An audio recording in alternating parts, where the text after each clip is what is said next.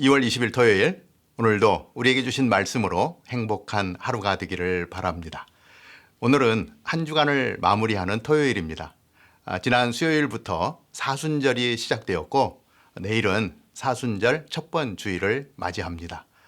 사순절 기간 동안 말씀을 묵상하며 예수님의 고난과 죽음을 생각하고 묵상하는 저와 여러분이 되기를 바랍니다. 오늘 우리에게 주신 말씀은 마태복음 15장 21절에서 28절까지의 말씀입니다. 바리새인과 서기관을 책망한 예수님은 이방인의 마을인 두로와 시돈으로 가십니다. 그때 예수님은 자기를 찾아와 끈질기게 간청하는 한 여인을 만납니다.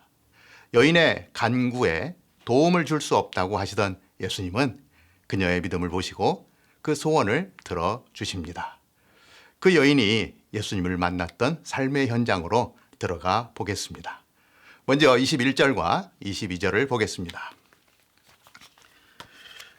예수께서 거기서 나가사 두로와 시돈 지방으로 들어가시니 가나안 여자 하나가 그 지경에서 나와서 소리질러 이르되 주 다윗의 자손이여 나를 불쌍히 여기소서 내 딸이 흉악하게 귀신 들렸나이다 하되. 두로와 시돈으로 들어가신 예수님 앞에 한 여인이 소리 지르며 나옵니다. 마가복음에는 이 여인이 스로보니게 족속이라고 소개하고 있습니다. 그녀는 헬라인이었습니다. 이방인인 것이죠. 그런 그녀가 다윗의 자손이여 나를 불쌍히 여기소서 내 딸이 흉하게 귀신 들렸나이다라고 호소합니다. 이 여인은 예수님의 소식을 들어서 예수님이 누군지 알고 있었습니다. 예수님을 만나고 첫 마디가 다윗의 자손이여라고 말합니다. 당신은 메시아입니다라고 고백하고 있는 것입니다. 딸을 고치기 위해 온갖 방법을 다 써봤음에도 불구하고 고칠 수 없었던 귀신 들린 딸을 둔 엄마의 마음이 얼마나 힘들었겠습니까? 그런 가운데 들려온 예수님 소식, 귀신을 쫓아내고 병자들을 고치신 예수님의 소문은 그녀에게 딸을 고칠 수 있는 유일한 소망이 되었습니다. 그 예수님이 지금 눈앞에 있는 것입니다. 그렇기에 간절함으로 예수님께 강청하고 있습니다. 그녀는 일생일대의 기회를 놓치지 않았습니다. 주위 사람들의 만류와 부끄러움을 무릅쓰고 큰 소리로 딸을 고쳐달라고 부르짖습니다. 그런데 예수님의 반응이 없습니다. 23절을 보겠습니다. 예수는 한 말씀도 대답하지 아니하시니 제자들이 와서 청하여 말하되 그 여자가 우리 뒤에서 소리를 지르오니 그를 보내소서. 그 소리를 듣고도 예수님은 한마디도 하지 않습니다. 제자들이 안타까워서 얘기합니다. 저렇게 소리 지르는 것을 보셔서 그냥 돌아갈 것 같지는 않습니다. 고쳐주셔서 저 여인을 돌아가게 해주시면 안 되겠습니까? 제자들마저도 안타까워합니다. 그만큼 그 여인의 모습이 간절했던 것입니다. 그럼에도 예수님의 반응은 싸늘합니다. 26절을 보겠습니다.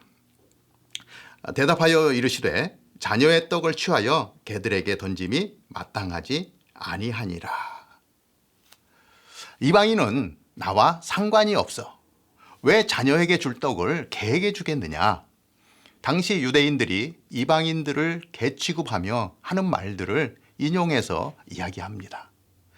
지금으로 치면 엄청난 인종차별입니다. 아주 모욕적입니다. 그런데 그 여인은 아랑곳하지 않습니다. 그 여인이 어떻게 말씀하시는지 27절을 보겠습니다. 여자가 이르되 주여 올소이다마는 개들도 제 주인의 상에서 떨어지는 부스러기를 먹나이다 하니. 예수님의 냉대에도 불구하고 이 여인의 믿음이 대단합니다. 자신을 개 취급하는 예수님 앞에 개들도 주인의 상에서 떨어지는 부스러기를 먹습니다. 나는 개입니다. 그러니까 주인 되시는 예수님께서 부스럭이라도 주셔서 내 딸을 좀 고쳐주십시오. 유대인들에게 많은 기적을 행하지 않았습니까? 여기서도 부스러기 같은 기적이라도 허락해 주십시오. 당신은 그럴 수 있는 메시아이십니다. 라는 믿음의 고백이 아닐 수 없습니다. 저희 집에 딸이 키우는 개가 있습니다. 식사 때가 되면 저에게 쪼르르 달려와서 두 발로 무릎을 두드립니다. 딸은 먹을 것을 주면 안 된다고 야단합니다. 개는 개밥을 먹어야 한다고 하며 단호하게 뿌리치라고 이야기합니다.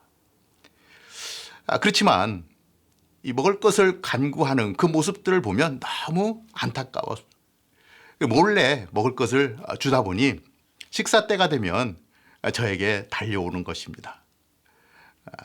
딸에게 한 소리를 듣고 단호하게 물리쳐 보았지만 두 손을 모으고 간절하게 바라보고 있는 모습을 보면 안타까워서 부스러기를 흘려 보냅니다.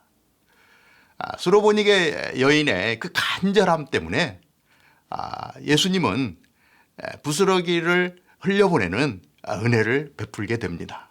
그 여인의 그 간절함의 그 고백 속에 예수님의 마음이 움직이는 것입니다. 28절을 보겠습니다. 이에 예수께서 대답하여 이르시되 여자여 내 믿음이 크도다. 내 소원대로 되리라 하시니 그때로부터 그의 딸이 나으니라. 예수님은 여자의 믿음을 칭찬하십니다. 내 소원대로 되리라. 말씀이 선포되는 순간 귀신이 떠나가고 딸은 정상적인 사람이 되었습니다. 할렐루야. 온유하시고 사랑이 많으신 예수님께서 귀신 들린 딸 때문에 안타까움을 가지고 달려나온 여인에게 유독 냉정한 모습을 보이는 모습은 이해하기가 쉽지 않습니다. 냉정을 넘어 멸시하는 태도는 예수님께서 어떻게 저러실 수가 있지 하는 생각을 하게 합니다. 오늘날 이런 언행을 보였다면 당장 쑥감일 것입니다. 그러나 결론을 보면 예수님이 그렇게 하신 것은 이 여인의 믿음이 어느 정도인지 시험해 보고 싶으셨던 것입니다. 단지 딸을 고쳐주는 것으로 끝나지 않고 여인의 믿음을 단련하고 흔들리지 않는 믿음을 가지고 복음을 품은 자로 살게 하고자 하는 예수님의 계획이 있는 것을 볼 수 있습니다. 우리의 생각과 하나님의 생각은 다릅니다. 조급하게 서두르지 않을 때 최선의 결과를 얻을 수 있습니다. 오늘 말씀을 묵상하시는 분들 중에 말 못할 고민을 안고 있는 분이 계십니까? 큰 아픔이 있는 분이 있습니까? 예수님 앞에 나와 간구하시기를 바랍니다. 응답 없이 침묵하셔도 포기하지 마시기 바랍니다. 그렇게 기도하는데 아무 일 없는 것을 보면 하나님이 안 계신 것 아니냐고 하는 유혹에도 빠지지 마시기 바랍니다. 수로보니게 여인이 그랬듯이 더 예수님 앞에 가까이 나아가십시오. 예수님은 우리의 믿음을 보고 계십니다. 제가 아는 집사님 한 분이 암으로 키모 치료를 받고 있습니다. 치유가 되는 듯 하다가 재발되어 다시 또 키모 치료를 받습니다. 키모 치료가 얼마나 힘듭니까? 너무나 고통스러워 어떤 때는 죽고 싶다는 얘기도 합니다. 그런데 감사한 것은 끝까지 포기하지 않고 믿음으로 주님 앞에 서 있다는 것입니다. 남편 되시는 집사님께서 늘 기도 제목을 보내옵니다. 어렵고 힘든 이야기들입니다. 처절한 고통의 아픔이 진하게 전해옵니다. 그런데 늘 보내온 마지막 글에는 기도해 주시는 동역자가 있어서 믿음으로 이겨내고 있습니다로 마무리됩니다. 얼마나 감사한지 모릅니다. 주님께서 그 믿음을 보고 계십니다. 귀하게 보고 계십니다. 주님은 내 믿음대로 될지어다 말씀하십니다. 아무리 어렵고 힘들어도 성도는 끝까지 견뎌야 합니다. 고난과 역경은 위대한 도약과 성숙을 위해 주어진 거룩한 디딤돌입니다. 딸의 아픔을 가슴에 품고 있는 여인은 예수님을 처음 만난 순간부터 불쌍히 여겨달라고, 도와달라고, 부스러기 같은 은혜를 달라고 호소했습니다. 포기하지 않는 믿음으로 결국 예수님으로부터 칭찬과 응답을 받습니다. 주님 오실 때까지 한결같은 믿음으로 승리하는 저와 여러분이 되기를 주님의 이름으로 축복합니다. 기도하겠습니다. 하나님, 오늘 말씀을 통하여 스로보니게 여인의 하나님 그 믿음을 봅니다. 하나님, 우리 안에도 흔들리지 않는 이러한 믿음을 주셔서 어떠한 상황 속에 있다 할지라도 오로지 예수 그리스도를 바라보며 나아갈 수 있는 저희들 되게 하여 주옵소서. 그래서 내 믿음대로 될지어다라고 하는 주님의 음성을 듣게 하시고 우리 삶 가운데 동행하시는 예수님을 만날 수 있도록 인도하여 주옵소서. 예수님의 이름으로 감사하며 기도하옵나이다. 아멘.